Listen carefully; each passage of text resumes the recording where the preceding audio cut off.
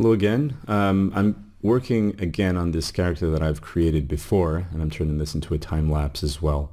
This was a 2-hour stream approximately, and I decide that in order to help me create the rest of the animations, I want to create action poses.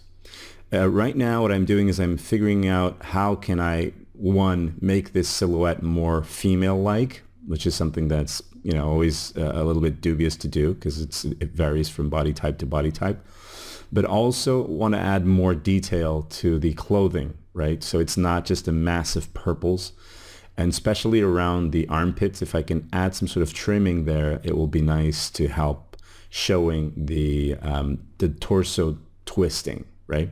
Because then it would sort of exaggerate the animation, which is something positive. Okay, so what I'm doing here is I'm taking the main action pose there, the main idle pose, and this is going to be the base and probably the end point of most of my non-looping animations. Most of the animations are going to end up at this pose. I'm trying out a different color scheme. I end up putting the mask back on the face just because it's a more Hollywood thing. It's more readable as a ninja. This is not supposed to be at all a realistic depiction, but it's not a complete idealization of the Hollywood typical ninja. I do push the contrast a little bit on the colors, and as soon as I'm happy with that, I start on the kicking frame.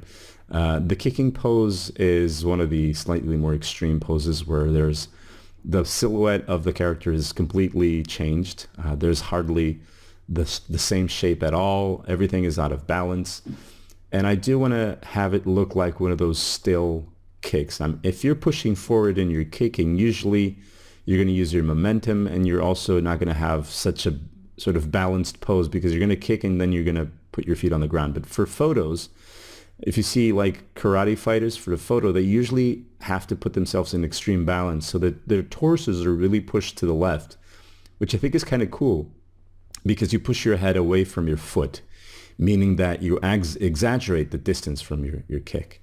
Now in this one, what I'm doing is I'm just bending the legs a little bit more because this is like the cutting action.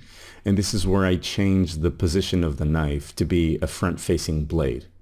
Now there's a lot of people out there who say that the proper way to hold a knife is with the blade back. I've heard it both ways. I've heard it's with the blade facing forward, facing back. But in this case, specifically for this animation, it doesn't help me that the blade is facing back. Of course, the character could cut the other way, but in terms of readability, of being visible for the player that a cut happened, it's much more clear if the cut happens from the far end of the screen to the near end. So in terms of depth, I mean. This is the jumping frame, and it's pretty much just increasing the highlight on the thigh and reducing the size of the lower leg so that it looks like the leg is bent more. I also pull the feet up, and then I raise the arms because right now I'm on the frame where I'm starting to go down. The previous frame was the apex, so you're going to see the hands up and the hair up as well. I also move the head a little bit down because on a jump, almost all of the body is sort of contracted into this the tiniest space possible. It has to do with keeping your center of mass in place. There's a cowboy hat there because a guy in the chat talked about a cowboy hat, and eventually in this stream I create a cowboy hat almost like a joke, but it's unrelated to this character. So there's also the issue here of drawing a throwing attack. Now, because I don't want to redraw the torso, I take that torso from a running frame which I had, and the problem with that is that I use older colors because I've pushed the levels on this sprite, so it has this sort of popping effect which is much more brighter, and that gives me some colors that are troublesome to work with, but I gradually change everything back to what it was. So if you can see there on the throwing knife, what I did was I changed the color of those pixels to make them look thinner. You can't make a pixel look thinner than one pixel, but you can make them look thinner by comparison, so in relation to other pixels. This is a sliding frame because the game is definitely going to have a sliding action because it's really cool that you can run and have a character slide. It makes the player, I think, feel really smart as to how they transverse a level at high speed. There's also going to have, I'm also going to have a crouching frame. I'm not sure if that's the next one that I'm going to do, but it has to do with moving Only two parts, yeah. So I move the lower leg on the left and I move the thigh on the right.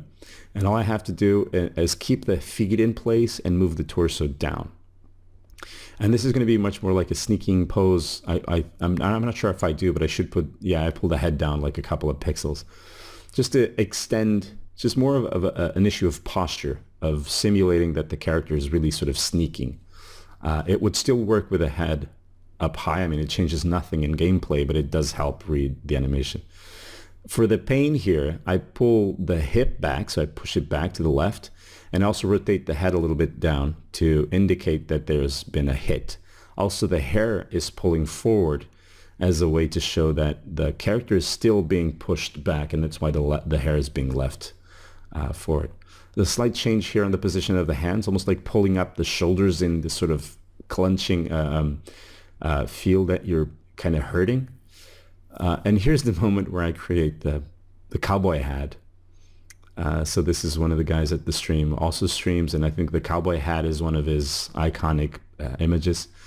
So I just went like, you know what, I'll make a cowboy hat for you using my color palette. But then he asked me to change it to brown hat.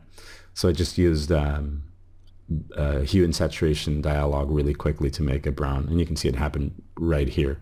There we go. After that, I just moved back into my character. So I'm running out of ideas for poses, and people in the chat are suggesting, and someone suggests that I do a bow attack. Here I'm explaining how I create animations in one layer, and as I'm doing the animation, I end up with a sprite sheet for the animation, just because I do it using those steps. And this is another character that I animated using the same process. I'm showing some of the animations that I did. So again, I take one of the torsos, and it's going to be the throwing torso because the arm is extended out. And you can see that I'm going to use that torso pose for holding the bow, as well as for keeping sort of the character really straight. Because the whole thing with the bow is this kind of sort of perfect attitude, or having a good stance for firing a weapon or loosening a weapon.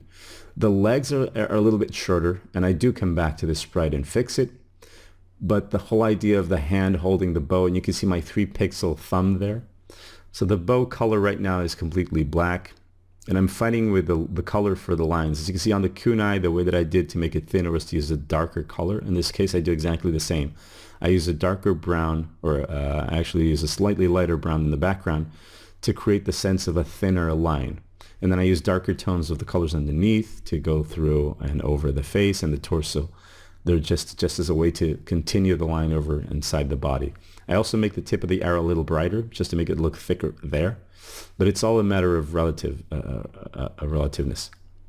So this is the action poses. I can now take these, send them over to the programmer, and he can implement very basic character behavior.